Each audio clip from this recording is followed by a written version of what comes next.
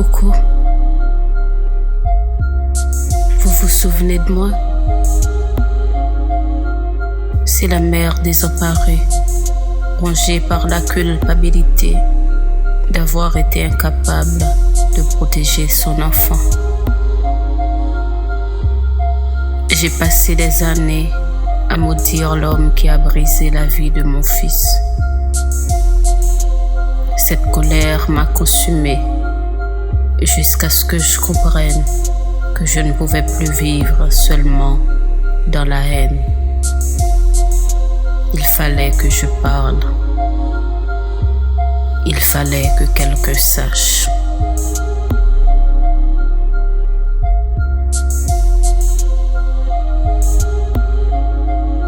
Cela fait exactement 5 ans.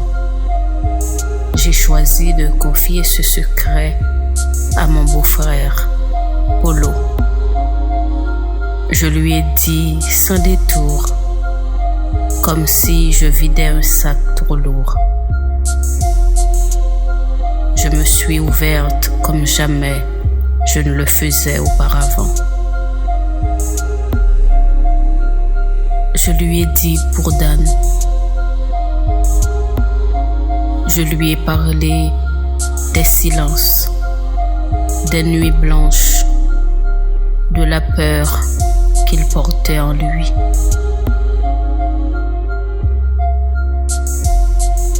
Je m'attendais à de la révolte, à des mots d'horreur, peut-être des larmes partagées.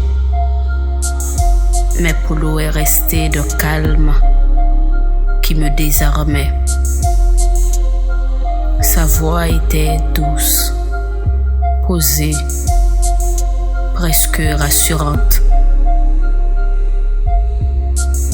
Il avait ce visage tranquille qui me donnait envie de croire que tout irait bien. Pourtant, sous ce calme, quelque chose bouillonnait. Je ne l'ai pas vu tout de suite.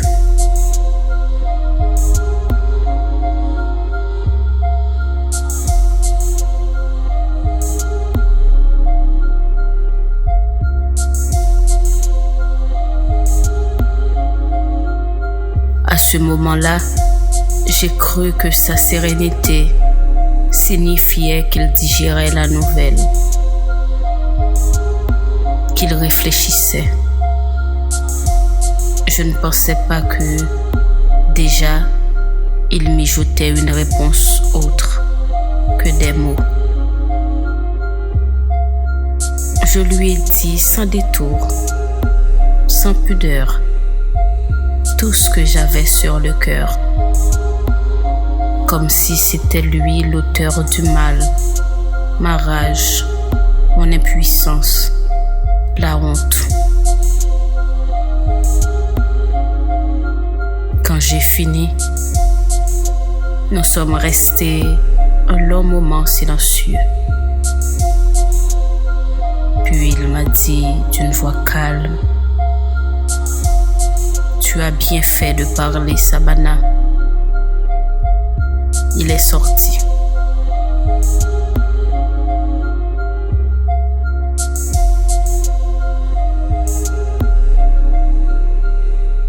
Mon père est alors apparu. Je l'ai trouvé dans la cour, la mine creusée par l'inquiétude. Quand je l'ai vu, toute ma tristesse a ressurgi.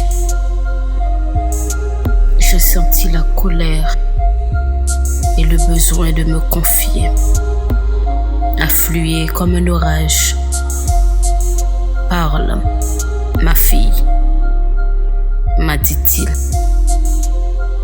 Je suis là. Je lui ai tout répété, encore, les mêmes mots que j'avais dit à Polo. En pire, en plus cru. Je voulais qu'il entende, qu'ils comprennent la profondeur de notre malheur. À peine ai-je terminé que l'on frappa à la porte. C'était ma nièce, hâtive, le visage blême. « Tante, il faut que tu viennes. Le gardien du prêtre demande à te voir. » Je suis sortie en courant, le cœur serré. Il m'a regardé sans mot et m'a demandé de le suivre. Je ne me doutais de rien.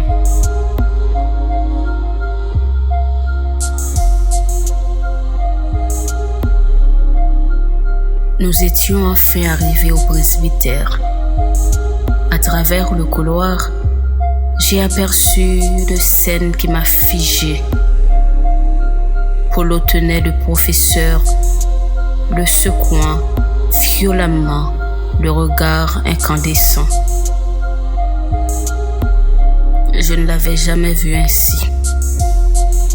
Lui, si doux, si respectueux, transformé par la colère. Il criait: « Tu vas payer pour tout ce que tu as fait. Tu vas payer pour Dan. Tu vas payer. » Moi, j'étais pétrifiée. Je voulais intervenir, mais mes jambes refusaient de bouger. Finalement, un cri m'a échappé. Mon hurlement a suffi. Polo a lâché prise. Des larmes coulaient sur mes joues.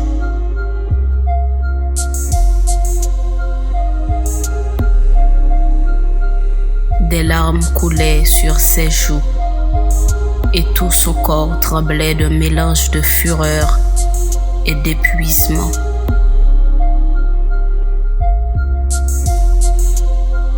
C'est alors que j'ai vu le prêtre lui pointer une arme sur la tête. Polo a levé les mains, tentant de se calmer, de reculer pour éviter le pire. Mais tout est allé trop vite. Je ne sais pas comment l'arme s'est retrouvée dans les mains du professeur. Un seul coup est parti. Une seule détonation. Et mon frère est tombé. Avant même qu'on ne puisse le transporter à l'hôpital, il avait cessé de respirer. 2 jours plus tard, la convocation du tribunal est arrivée.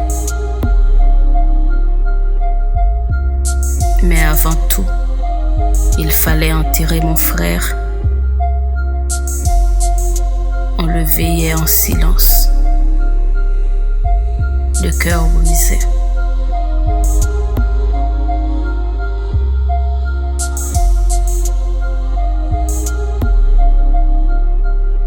Quelle surprise, ou plutôt, quel soulagement. Mon autre frère est arrivé le jour de l'enterrement. Cela faisait si longtemps qu'on ne s'était pas vu. On disait de lui qu'il était impulsif, violent. Son apparition seule a suffi à réveiller la peur, à faire naître l'ombre du malheur. Il s'est approché de moi et m'a murmuré: « Je reviens très vite, ma sœur. »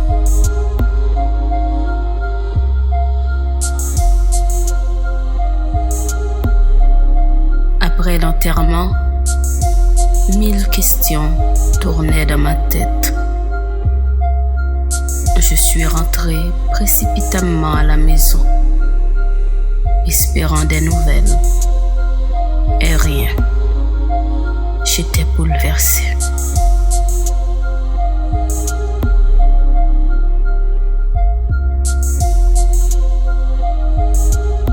Le téléphone a sonné. Je me suis approchée. Quand j'ai décroché, toutes les réponses sont revenues comme une vague.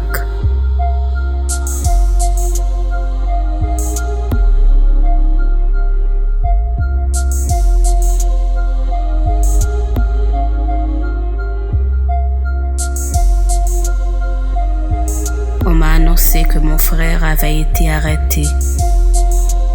Une bagarre avait éclaté entre lui et le professeur.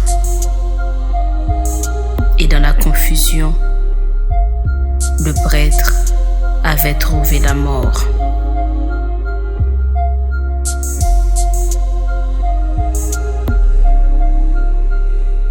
Mon père n'a pas pu supporter cette nouvelle. Il a fait un AVC et nous a quittés à son tour.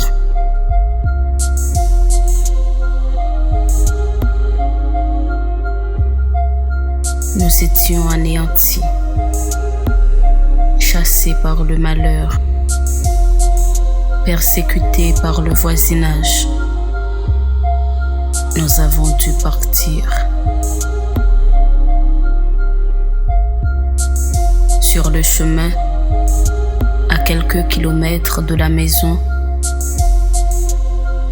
mon téléphone a sonné.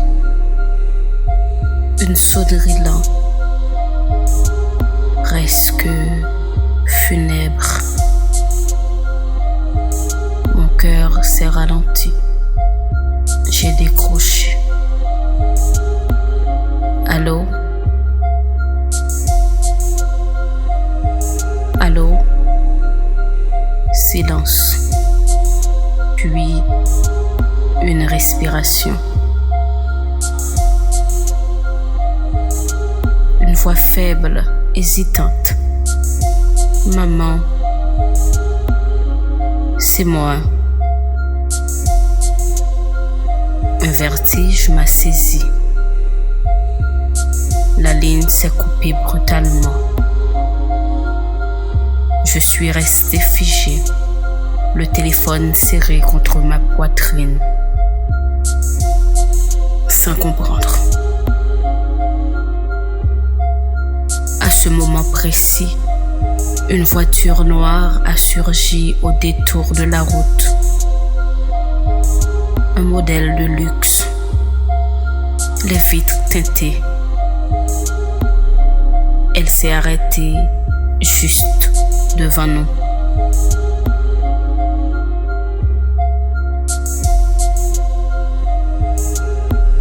La porte arrière s'est ouverte lentement.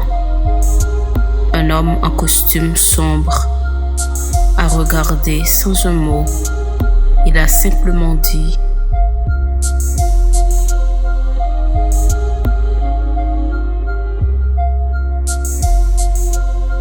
montez.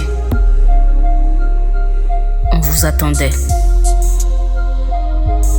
Ma nièce et moi avons échangé un regard. Tout semblait irréel. Je ne sais pas pourquoi, mais nous sommes montés. À l'intérieur, un parfum familier flottait. Et sur le siège face à moi, un bracelet, celui de Dan. La voiture a démarré, les vitres se sont obscurcies et au loin, le clocher du presbytère a sonné 3 fois.